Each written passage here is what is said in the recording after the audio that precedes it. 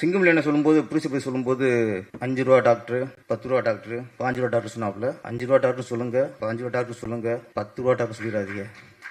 10 ரூபானாலும் இன்னைக்கு பிரச்சனை. 10 ரூபான்னு சொல்ல முடியாது இன்னைக்கு. அதனால சிங்கம்ல நீங்க 10 ரூபான்னு சொல்லி அவர் மாட்டி விட்டுறாதீங்க. உங்களை கைது பண்ணிடுவாங்க பார்த்து. மாதிரி இவர் ஐயன்பாலம் வந்து செல்லியனுக்கு 1 ரூபா கொடுத்தாரு. நான் ஒரு 10 ரூபா கொடுத்துருக்கலாம். அங்கேயும் பிரச்சனை தான். 11 ரூபா கொடுத்துருக்கலாம்.